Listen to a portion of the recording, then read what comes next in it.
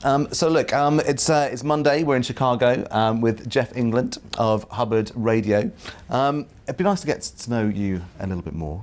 If you could explain a little bit about your day to day. What do you do? I'm the Vice President and Market Manager for Hubbard Radio, which entails 101.9 The Mix, one of our radio stations, 97.1 The Drive, another station, and She 100.3, our third station, as well as our digital ad agency, 2060 Digital. So, in essence, I'm the general manager of all those four businesses, which means day to day, as much as I plan and try to have a schedule, I never know what's going to happen. I'm involved in sales, programming, promotions, marketing, HR at times, finance, legal, etc. So it's a pretty crazy schedule sometimes, and I never truly know what I'm going to be doing day to day. And so it seems like you're kind of a chief firefighter.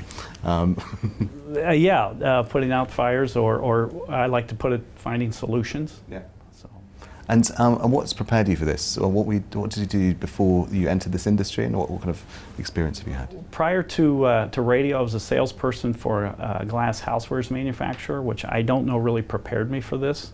Aside from being in outside sales, in which I spent a lot of time driving and listening to the radio in the car, which was another impetus for me to get into this business.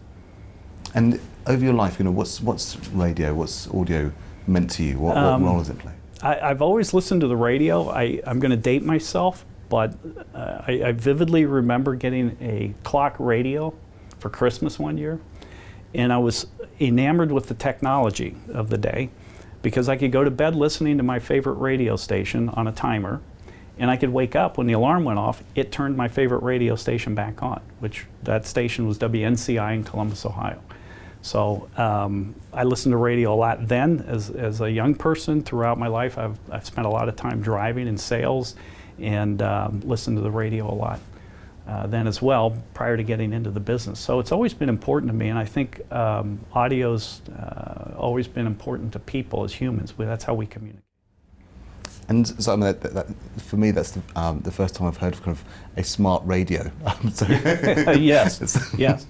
And what's your relationship with the smart speakers that you see in today? Well, we create our own commands for each of our radio stations, and we promote and endorse to our listeners that, hey, if you're listening at home, ask Alexa, play 97.1 The Drive. So we have commands and things set up so that we activate listening. And fortunately, a lot of the research we've seen recently has shown that there are fewer actual radios, AM/FM radios in homes, but there are a lot more of these devices. So it's another avenue for us to be heard in the home as opposed to just in the car, which has traditionally been the domain of radio. And do you think that your insights of your audience has grown since you have been using the smart speakers? I don't know. We don't really get any feedback. It's our broadcast signal is the same on the speaker as it is on the radio. So at this point, I don't know that we're getting a lot of demographic information from it. And if you how important is these other data points for you in terms of understanding your audience? Well, it's critical on two levels. It's critical to us as marketers and as programmers. We want to make sure we're pleasing the demographic that we've set out to. And then secondarily, it's great information for our advertisers and our clients to be able to say, hey, we're reaching the people we promised you, and we're reaching them this many times, and you're getting some interaction from your commercials, et cetera. So that'd be very valuable. In 2021, the biggest segment, or the fastest segment to grow, was digital audio. I think it was by 57%, very, very large.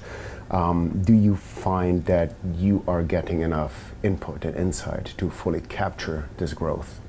Yeah, a lot of it I think is fueled. I'll just take myself for an example. I live in the suburbs. I commute by train some days. I drive some days. When I'm in the car, obviously I listen to the radio that's in my car. When I commute, I'm on a train, and you can't play, or you're not supposed to play, your radio at full volume. So I put in an earbud, and each of our station has its own app. So I can listen to our stations on the app. And I think that's driving a lot of the digital.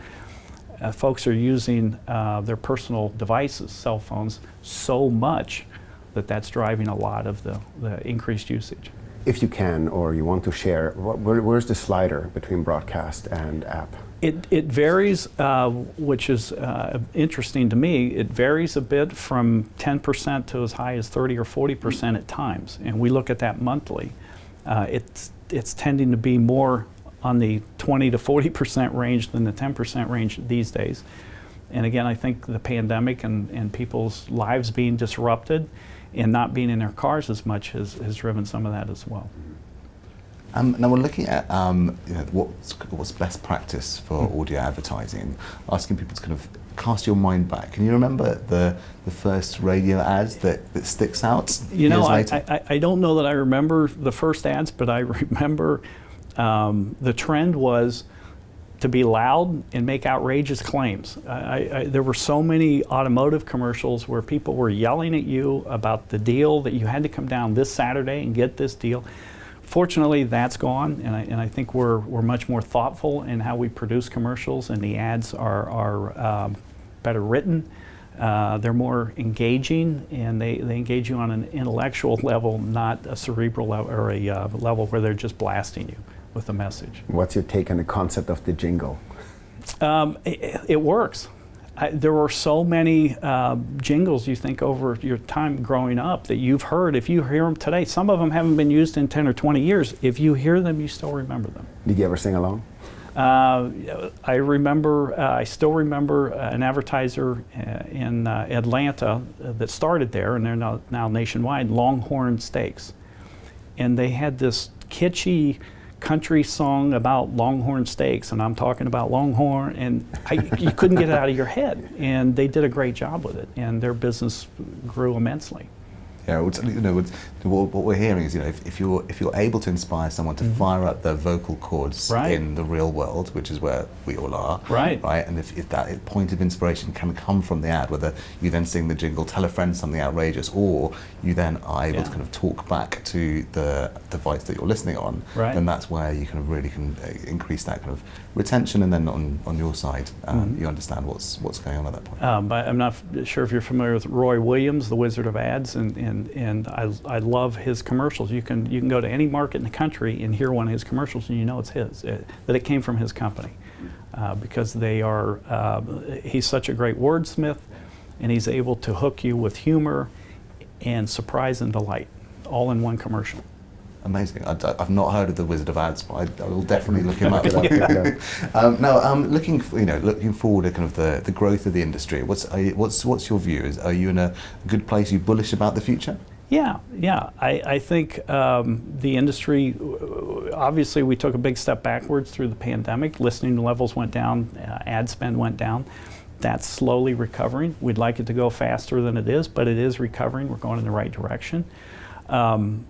For our business, I think, again, if you have compelling, entertaining people that can communicate on your radio stations, you're going to attract more listeners. You're going to keep the ones you have. And I think that's something that's critical to the future for people if we're going to continue to grow. It used to be you could be a great radio host. You're awesome. Now you have to be a great radio host, and you have to be good on video, and you have to know how to use social media, and you have to be great in person, because we need all those touch points for those people to build their brand and also build our radio station's brand. Interesting to say that. Where do you see in this omni view of capacity and talent within your organization? Where do you see the role of the creator and podcasting?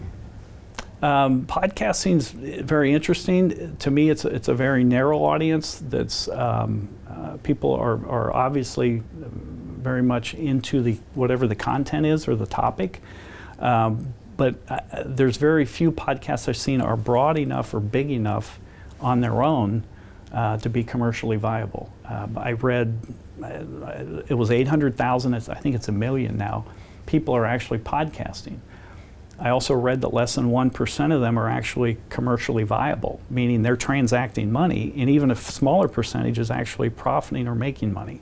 So it's a great business for listeners because you can find anything you want to hear about. It's there. But as far as a commercial transaction, I don't know that it's that strong yet. And where are the channels that you see the most kind of growth in? Where do you see the most growth for Hubbard? Our radio business continues to grow again incrementally. Our digital agency business is growing gangbusters, which is true of everyone. Most businesses have now started using more digital marketing. It's efficient, it's less cost, etc. So that business has been booming and we're doing well there. But I think people are starting to come back to audio and radio because we still need branding. You still need a familiar brand. When someone sees your ad on online or a pop-up ad or a video or something, they still need to be familiar with your brand, and radio can create that brand. You talked a little bit about having to develop and grow on more channels, so developing kind of a social media strategy beyond just kind of the presenters presenting on radio. What's your view on, or how do you think about developing new channels? Most of you're talking about audio, or well, I suppose if you say you're starting to use social more to kind of engage as a broadcaster, or they have to be good on video. Right. That's I suppose the leading piece here is we're right. looking at kind of smart speakers and that as a new channel of engagement. How do you think about when to start to prioritize developing those? Well, we want to be where the listeners are. And if they're spending more time watching videos, or they're spending more time on Instagram or Facebook or TikTok, we need to be there. Yeah. And we need our people to be there, we need our brand to be there, and it's the home run, if you will, if we can bring clients in and we're all there. And we're capturing more eyeballs and ears that way. So I don't know that we prioritize, we look at what's best for the demographic we serve and where they are. Some of our stations may have more listeners on Facebook. Some may have more on Instagram, TikTok.